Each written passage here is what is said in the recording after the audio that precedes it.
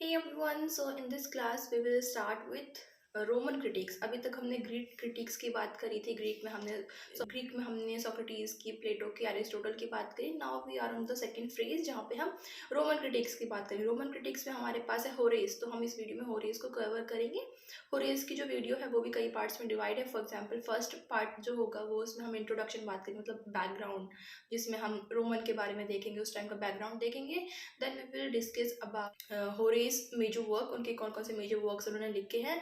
Then we will focus main focus will be on the Arts Poetica, जो कि इनको बहुत ही फेमस वर्क है। आर्ट्स पोएटिका के भी इन्होंने 3 पार्ट्स हैं, तो उसमें हम बात करेंगे पोएसिस की। Then we have poetica and poema. तो इस तरीके से जो वीडियो होगी वो डिवाइडेड होगी ताकि आपको पढ़ने में ईजी रहे। सो स्टार्ट करते हैं वीडियो को। तो वीडियो का फर्स्ट पार्ट है हिस्टोरिकल बैकग्राउंड। हिस्टोरिकल बैकग्राउंड में हम क्या बात करेंगे, जो होरेस का बैकग्राउंड है उससे रिलेटेड क्या क्या चीज़ें इंपॉर्टेंट है, प्लस उस टाइम पे किस तरीके का हिस्ट्री किस तरीके पे चल रही थी। So Horace was born in Italy, जो कि रोमन रिपब्लिक है।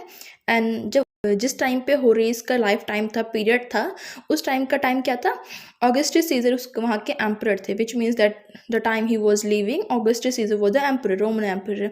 सो Augustus Caesar plus his courtiers, जो उसके कोर्ट में जो भी जैसे मंत्री हम अपने इंडिया में बोलते हैं, तो उस टाइम पे सीजर और जो उनके कोर्टियर्स थे, ऑगस्टस सीजर और उनके courtiers, they all were patronising art. Patronising art मतलब they use to give money to the artist, ताकि वो जो आर्टिस्ट है वो कुछ बनाए उनके लिए, कोई पेंटिंग बनाए, कोई आर्ट बनाए।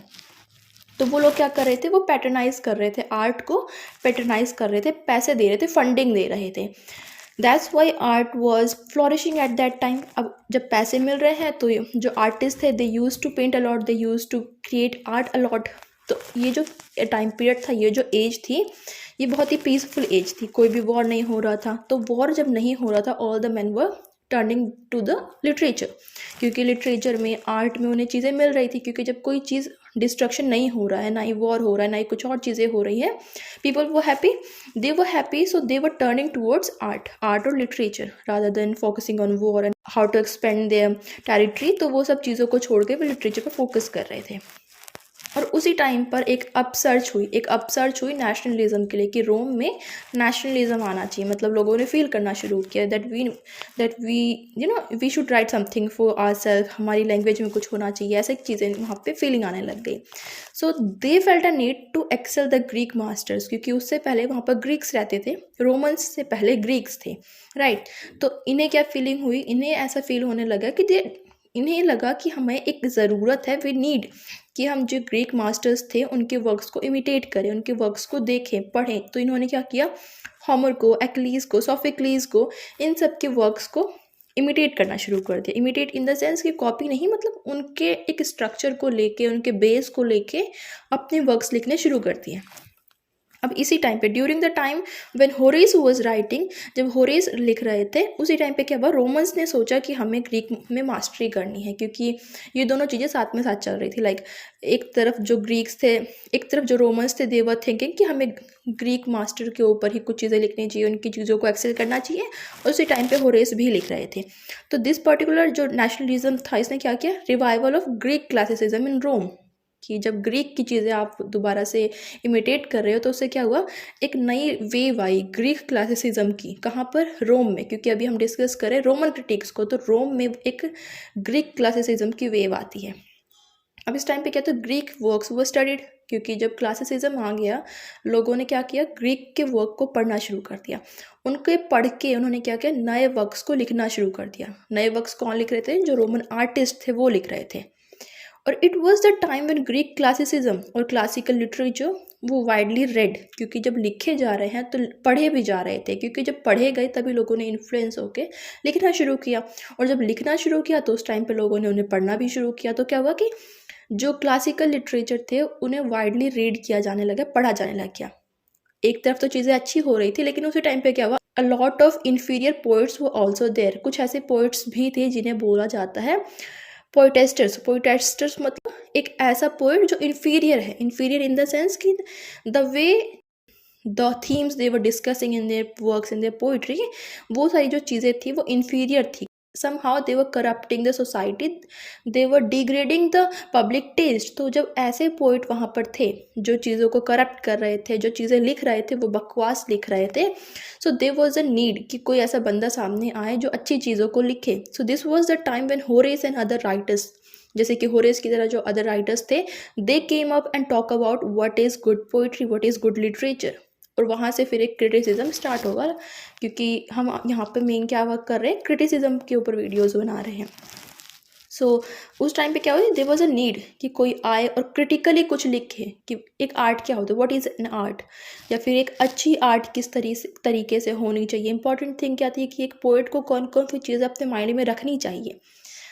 सो सेकेंड पार्ट जो वीडियो का है वो है मेजर वर्क्स, कि होरेस की मेजर वर्क्स कौन कौन से हैं। फर्स्ट वर्क है satire, then we have episode, then we have odes. Odes mainly इन्होंने कॉमन थिंग, जो कॉमन चीज़ें होती हैं उनको सेलिब्रेट किया है। Then we have epistles and 5 work, जो इनका 5th वर्क है वो है आर्स पोएटिका। आर्स पोएटिका बहुत इंपॉर्टेंट है, बाकी के जितने भी वर्क्स हैं उनको सिर्फ एक आपको पता होना चाहिए what all the titles they have, लेकिन आर्स पोएटिका को हमें डिटेल में पढ़ना पड़ेगा बिकॉज इससे क्वेश्चन आते हैं नेट के पेपर में।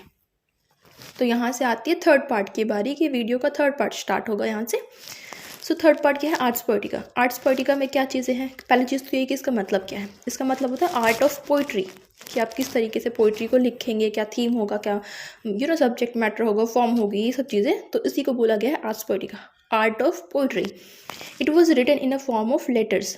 अगर आपने कलर पर्पल पढ़ी है, राइट, तो कलर पर्पल अगर आपने पढ़ी तो आपको पता होगा कि ये जो फॉर्म होती है थ्रू लेटर्स, उसे बोलते हैं एपिस्टोलरी फॉर्म। तो आर्ट्स पोएटिका भी एपिस्टोलरी फॉर्म में लिखी गई है, मतलब कि लेटर्स के थ्रू पूरा वर्क कवर होता है। फर्स्ट टाइम ट्रांसलेट किया था इंग्लिश में, किया था बेन जॉनसन ने। आर्ट्स पोएटिका में मेन 3 पार्ट्स हैं। वॉइसेस में इन्होंने बात करी है सब्जेक्ट मैटर की, एक पोइट्री का सब्जेक्ट मैटर कैसा होना चाहिए। सेकंड पार्ट है पोएमा में बोला है कि फॉर्म कैसी होनी चाहिए पोइट्री की। थर्ड पार्ट है पोएटा मतलब कि एक गुड पोइट कैसा होना चाहिए, एक अच्छा पोइट कौन होता है, कैसी क्वालिटीज़ होनी चाहिए। सो फर्स्ट से स्टार्ट करते हैं पोइसिस मतलब सब्जेक्ट मैटर। इस पार्ट में इन्होंने, होरेस ने सब्जेक्ट मैटर को डील किया है कि सब्जेक्ट मैटर कैसा होना चाहिए पोइट्री के अंदर। अब आपको एक चीज़ ये याद रखनी है कि ये जो वर्क है आर्ट्स पोएटिका, ये कहीं ना कहीं एरिस्टोटल का जो लिटरेरी क्रिटिसिज्म था उसके मॉडल के ऊपर ही बेस हो रखा है। लाइक जिस तरीके से एरिस्टोटल ने पोइट्री को प्रेज़ किया था, आर्ट को प्रेज़ किया था और प्लेटो के आर्ग्यूमेंट को निगलेक्ट किया था, उसी तरीके से होरेस ने भी अपने वर्क को लिखा है। इन्होंने भी पोइट्री को प्रेज़ किया है। Horace says that poetry is not an imitation, ठीक है, पोइट्री इमिटेशन नहीं है, बल्कि ये क्या है, एक क्रिएटिव प्रोसेस है। सेम जैसे कि एरिस्टोटल ने बोला था, लास्ट वीडियो में मैंने कवर किया था कि एरिस्टोटल ने बोला कि पोइट्री इमिटेशन नहीं है बल्कि एक इमेजिनेटिव रिक्रिएशन है। सेम चीज़ होरेस ने बोली है कि पोइट्री एक क्रिएटिव प्रोसेस है। क्रिएटिव प्रोसेस मतलब गुड पोइट्री डजंट मीन कि आप सिंपली किसी चीज़ को कॉपी कर रहे हैं, मतलब एंशियंट लिटरेचर से कॉपी कर रहे हैं। गुड पोइट्री का मतलब क्या होता है, एक प्रोसेस, रिक्रिएशन का प्रोसेस, अडेप्टेशन, इवैल्यूएशन, कि आप कुछ पुरानी चीज़ों को यूज़ करके कुछ नया निकाल रहे हैं। जैसे कि हम बोलते हैं बेस्ट आउट ऑफ वेस्ट, कि आपने वेस्ट मटेरियल से भी कुछ नया निकाल लिया, पुराने कपड़े से आपने कुछ नया सिल लिया, तो वो क्या हुआ, उसी तरीके से पुरानी चीज़ों के, पुराने मॉडल को, पुरानी पोइट्री को, पुरानी चीज़ों को यूज़ करके कोई नई पोइट्री लिखी गई, तो वो क्या हुआ, एक अच्छी पोइट्री है अकॉर्डिंग टू होरेस।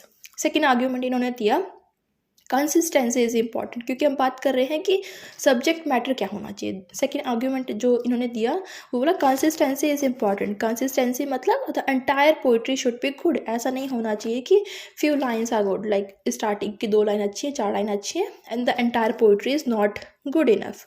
तो इन्होंने बोला कि पोइट्री जो है वो एंटायरली गुड होनी चाहिए। कंसिस्टेंसी इंपॉर्टेंट है, लाइक कंसिस्टेंसी पहली से आखिरी लाइन तक हर एक लाइन इंपॉर्टेंट होनी चाहिए, अच्छी होनी चाहिए, गुड होनी चाहिए। पर्पल पैच नहीं होना चाहिए। पर्पल पैच एक इम्पॉर्टेंट टर्म इन्होंने कॉइन आउट करी थी अपने वर्क में, जो कि इम्पॉर्टेंट है, आप इसे हाईलाइट कर सकते हैं। पर्पल पैच का मतलब क्या होता है कि पूरी पोइट्री में कहीं कहीं पर कुछ अच्छी अच्छी चीज़ें हैं, तो वो क्या है, वो पैच की तरह वर्क करता है, पैचेस की तरह, धब्बों की तरह। तो इन्होंने कहा कि पर्पल पैच नहीं होने चाहिए। Entire poetry, entire work should be like good, should be exactly like that, इसमें पर्पल पैचेस नहीं होने चाहिए। थर्ड जो इन्होंने चीज़ बोली वो बोली कि language of poetry should always be higher than the language of common man. अब इन्होंने क्या बोला कि जो लैंग्वेज है, पोइट की जो लैंग्वेज है, जो पोइट लैंग्वेज यूज़ करते हैं वो अच्छी होनी चाहिए, लाइक उसमें अच्छे वर्ड्स होने चाहिए, सिम्बल्स होना चाहिए, मेटाफर्स होना चाहिए, या फिर वो किस तरीके से अलिट्रेशन को यूज़ कर रहे हैं। ऐसा नहीं कि एक सिंपल पर्सन ने कोई चीज़ लिख दी तो उसको पढ़ के आपको मज़ा नहीं आएगा, आपको वो फीलिंग ही नहीं आएगी कि एक पोइट्री है। अगर मैं आपको 4 लाइन्स दूँ तो आप बोलोगे कि ये शायद पैसेज की लाइन होंगी, लेकिन एक पोइट आपको 4 लाइन देगा तब आप उसे फील कर पाओगे, क्योंकि उसने उसमें अच्छे अच्छे वर्ड्स लिखे होंगे, वर्ड्स का सिलेक्शन अच्छा होगा, सिंबल्स होगा, मेटाफर होगा। तो वो क्या है कि जो लैंग्वेज होती है वो अबव होनी चाहिए, मतलब हायर देन कॉमन लैंग्वेज की हम जो यूज़ करते हैं उससे बेहतर होनी चाहिए। उसके बाद इन्होंने एक एनालॉजी दी। एनालॉजी मतलब एक आइडिया का दिया इन्होंने लैंग्वेज को लेके। इन्होंने कहा कि जो लैंग्वेज है, language is like a tree and the words are like leaves. जैसे एक पेड़ होता है, पेड़ हमेशा एक जगह पे रहता है, वो कभी ख़त्म नहीं हो रहा है, लेकिन जो पत्ते हैं उसके ड्यूरेशन में क्या है, बहुत बार जाते हैं, बहुत बार आते हैं। तो वर्ड्स कैसे हैं वैसे ही हैं। कुछ कुछ वर्ड है जो ओल्ड फैशन हो जाते हैं, हम उन्हें यूज़ नहीं करते। कुछ कुछ ऐसे वर्ड्स हैं जो नए आ जाते हैं। सेल्फी जो है वो नया वर्ड इंट्रोड्यूस हुआ, पहले नहीं था। तो वही चीज़ इन्होंने बोली कि जो लैंग्वेज है वो पेड़ की तरह होता है, जो वर्ड्स हैं वो पत्तों की तरह होते हैं। वर्ड्स जो हैं वो नए और पुराने होते रहते हैं, तो we have to make sure कि हम कौन से वर्ड को यूज़ कर रहे हैं। ऐसा ना हो कि हमने बिल्कुल ही नए वर्ड्स यूज़ कर दिए पूरी पोइट्री में, ऐसा नहीं होना चाहिए। एक कंसिस्टेंसी होनी चाहिए, अच्छे से जो लैंग्वेज है वो सही से होनी चाहिए। लैंग्वेज शुड बी हायर, लेकिन इसका मतलब ये नहीं है कि आपने thousands of new words introduce कर दिए। अगर आपने थाउजेंड्स ऑफ न्यू वर्ड्स एक पोइट्री में इंट्रोड्यूस कर दिए, पढ़ने वाला आपकी पोइट्री को छोड़ देगा, क्योंकि बार बार जाकर डिक्शनरी में मीनिंग ढूंढने से बेहतर है वो पोइट्री नहीं पढ़ेगा। तो इसका मतलब क्या है कि पोइट्री की लैंग्वेज अच्छी होनी चाहिए। नए वर्ड्स कॉइन आउट कर सकता है एक पर्सन, लेकिन इसका मतलब ये नहीं है कि आपने 100 ऑफ वर्ड्स यूज़ कर लिए। रीजनेबल होना चाहिए, रीडेबल होना चाहिए, अंडरस्टैंडेबल होना चाहिए कि समझ में आ रहा है। फोर्थ पॉइंट उन्होंने दिया कि moderation should be exercise in the choice of words and imagination. Moderation मतलब बीइंग इन द मिडल, कहीं ना कहीं अपने आप को मिडल में रख के। You should never like imagine something so extreme और सो डिफरेंट। इतना एक्सट्रीम और डिफरेंट अगर आप एज्यूम कर लोगे या फिर इमेजिन कर लोगे, people would not connect with it. अगर आपने कोई अगर नॉवल पढ़ी या फिर कोई मूवी पढ़ी, लेकिन वो बहुत ही ज़्यादा बहुत ही ज़्यादा एक्सट्रीम हो गई, तो आपको लग रहा है यार हम इससे कनेक्ट नहीं कर पा रहे हैं। हम सोचते हैं हमें पता है ये तो सुपरफिशियल है, ऐसा तो हो ही नहीं सकता। कभी कभी हम मूवी देखते हैं, खो जाते हैं, हमें लगता है सब कुछ रियलिटी है। तो वो मॉडरेशन है कि वो जो चीज़ें हम देख के रियल मान ले, वो मॉडरेशन होता है। वो जो पोइट्री नॉवल हम रियल मान ले, वो मॉडरेशन होता है। हमें ऐसी कोई एक्सट्रीम और डिफरेंट चीज़ें नहीं करनी चाहिए कि लोग उसके साथ कनेक्ट ना हो पाए। तो पोइट्री का थीम मॉडरेशन पे होना चाहिए, सही सलामत होना चाहिए। ऐसा नहीं कि कुछ भी यूज़ कर लिया। कभी कभी हमने देखा है कि कोई कोई मूवीज़ जो है वो हिट नहीं होती। क्यों नहीं होती? क्योंकि लोग जो हैं वो फील नहीं कर पाते अपने आप को कनेक्टेड उस वर्क से। इसीलिए जो लोग हैं वो एक्सेप्ट नहीं कर पाते उस मूवी को, और एक्सेप्ट नहीं कर पाते, कोई देखने नहीं जाता और मूवी हिट नहीं हो पाती। प्रोड्यूसर ने क्या किया, यहाँ पे क्या गलती हुई, उसने कुछ बहुत ही टोटली डिफरेंट सोच लिया, ऐसा डिफरेंट कि लोग कनेक्ट नहीं कर पा रहे हैं। सेम चीज़ें पोइट्री में भी होती हैं कि पोइट्री में भी जो इमेजिनेशन है, इमेजिनेशन में भी मॉडरेशन होना चाहिए। यूँ नहीं कि आप कुछ भी सोचने लग गए, क्योंकि पोइट्री इमेजिनेशन के थ्रू लिखी जाती है, पर इसका मतलब ये नहीं कि आप कुछ भी सोच लोगे। चीज़ें मॉडरेशन में होनी चाहिए, मॉडरेट होनी चाहिए कि लोग उसे कनेक्ट कर पाएँ। फिफ्थ पॉइंट इन्होंने दिया कि genre should be stick to its metre, कि हर एक जॉनरा का एक मीटर होता है। अगर आप पोइट्री लिख रहे हैं तो पोइट्री का एक मीटर है। अगर आप एपिक लिख रहे हैं तो आयम्बिक पेंटामीटर ही यूज़ होगा उसमें। अगर आप ट्रेजेडी लिख रहे हैं आयम्बिक वर्स यूज़ होगा। कंप्लेंट्स कर रहे हैं एलॉजिक वर्स यूज़ होगा। अगर आप कोई चीज़ें सेकंड मीनिंग में दिखाना चाहते हैं तो आप एलिगरी यूज़ करेंगे। तो इससे क्या हुआ कि जो जॉनरा है और जो मीटर है वो दोनों स्टिक होने चाहिए आपस में, कि जो आप यूज़ कर रहे हैं वो कनेक्ट करें। नेक्स्ट पार्ट जो कि है पोएमा। पोएमा मतलब फॉर्म ऑफ पोइट्री, कि पोइट्री किस तरीके से फॉर्म होनी चाहिए। पहला पॉइंट है based on old familiar stories, मतलब whatever you are writing the story, a poem और anything you are writing, it should be based on old familiar ancient famous mythical stories. ऐसा नहीं है कि आउट ऑफ सडन आपने कोई story निकाल के लिख दी, कहीं ना कहीं वो किसी ना किसी पुरानी चीज़ों से कनेक्टेड होनी चाहिए। सेकेंड पॉइंट है it should start with media res. Media res मतलब बीच में, अगर आपने कोई फॉर एग्जाम्पल आपने बाहुबली देखी है, बाहुबली कैसे है, बीच में स्टार्ट होती है, बीच में स्टार्ट होगी एंड देन फ्लैशबैक आएगा और उसके बाद कहानी फिर से आगे आएगी। तो मीडिया रेस्ट में चीज़ें स्टार्ट होनी चाहिए। पोइट्री का मतलब यहाँ पर पोएम की बात नहीं हो रही है, उस टाइम पे पोइट्री का मतलब था कोई भी written form of literature, a piece of literature, उसे पोइट्री बोलते थे। जैसे कि पैराडाइज लॉस्ट है, वो मिडिल में स्टार्ट होती है। इलियड है होमर की, कि वॉर हो रहा है, ट्रोजन वॉर हो रहा है, वो मिडिल में स्टार्ट होता है। तो इन्होंने बोला कि it should start with media रेस, बीच में शुरू होनी चाहिए, देन फ्लैशबैक आए एंड देन उसकी एंडिंग हो। थर्ड पॉइंट है, it should have a distinction between what to represent on screen and what to report to the audience. अब इसका मतलब क्या हुआ कि हमेशा ये पता होना चाहिए जो भी चीज़ें लिखी जा रही हैं उसकी फॉर्म ऐसी होनी चाहिए कि लिखने वाले को ये पता हो कि कौन सी चीज़ें स्टेज पे दिखाई जानी है और कौन सी चीज़ें लोगों को सिर्फ बतानी है। अगर आपने कुछ पुराने ड्रामा देखे हैं या फिर पुराने ट्रेजेडी देखे हैं, पढ़े भी हैं फॉर एग्जांपल, तब आपने देखा होगा कि कुछ ऐसी चीज़ें थी जो रिपोर्ट करी जाती थी, राइट। आपने अंधा युग पढ़ा होगा, आई थिंक अंधा युग सिलेबस में लगा था DU में, तो आई एम गेसिंग कि आपने वो पढ़ा होगा या फिर कोई भी ऐसी टेक्स्ट बुक जो आपने पढ़ा हो। तो उसमें क्या होता है कि क्राइम सीन को, मर्डर सीन को नहीं दिखाया जाता है। एक पर्सन आता है या फिर बता दिया जाता है कि that person is been killed, कि उसे मार दिया गया, लेकिन उस मर्डर को कभी भी स्टेज पे नहीं दिखाया गया था। कोई भी हीडियस एक्ट, कोई भी क्राइम सीन, कोई भी मर्डर सीन उस टाइम पे नहीं दिखाया जाता था। क्यों? क्योंकि लोगों को वो पसंद नहीं आएगा। उसे सिर्फ रिपोर्ट किया जाता था, बताया जाता था कि ठीक है ऐसा चीज़ हो गया, उसका मर्डर हो गया। तो उस पर्सन को पता होना चाहिए, डिस्टिंक्शन होना चाहिए, what to represent on the screen and what needs to report to the audience, कि क्या बताना है, क्या दिखाना है। फोर्थ पॉइंट है ड्रामा। ड्रामा जो है वो 5 एक्ट से ज़्यादा नहीं होना चाहिए और 3 कैरेक्टर से ज़्यादा एक सीन में कैरेक्टर्स भी नहीं होने चाहिए। फिफ्थ पार्ट है, गॉड शुड नॉट इंटरवाइन। ठीक है, ऐसा नहीं है कि बार बार इंटरवाइन कर, God should only intertwine but it's necessary. ऐसा नहीं कि बार बार हर ड्रामा में वन बाय वन, एक ड्रामा में भी आ गए, दूसरे ड्रामा में आ गए, कि हर ड्रामा में गॉड आ रहे हैं। जैसे कि ट्रोजन वॉर है, उसमें गॉड आते हैं, इंटरवाइन करते हैं। उसमें आपने देखा है, हमारी जो महाभारत है उसमें भी आपने देखा कि जो भगवान है वो ह्यूमन के साथ आके वर्क कर रहे हैं। तो इन्होंने बोला कि गॉड को सिर्फ तब आना चाहिए ड्रामा में जब बहुत ज़्यादा एक्सट्रीमली इंपॉर्टेंट है, जब ड्रामेटिस्ट को नहीं समझ में आ रहा है कि वो क्या निकाले, क्या लिखे, कोई ऐसी पर्टिकुलर सिचुएशन है, तो वो क्या करेगा, गॉड को इंट्रोड्यूस कर देगा। और एंड गॉड क्या करते हैं, ही कैन डू एनीथिंग। तो क्या हुआ, उस प्रॉब्लम का सॉल्यूशन हो गया विद एब्सर्ड थिंग। कोई भी एब्सर्ड थिंग भी हो सकती है, लेकिन क्यों, क्योंकि वो गॉड है, वो कुछ भी कर सकते हैं।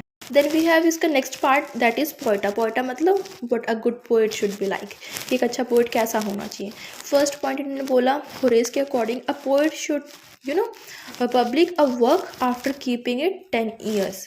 मतलब एक अगर कोई पोएट है वो कुछ पब्लिश करना चाहता है, वो उस पोएम को लिखे, 10 सालों तक अपने पास रखे और उसके बाद उसे पब्लिश करे। फॉर एग्जाम्पल, अगर मैं कुछ आज लिख रही हूँ और आज मेरा मूड बहुत ज़्यादा डिप्रेस्ड है because of patriarchy, because of society, तो आज मैं जो चीज़ें लिखूंगी उसमें मैं पेट्रार्की को क्रिटिसाइज़ करूँगी, सोसाइटी को क्रिटिसाइज़ करूँगी।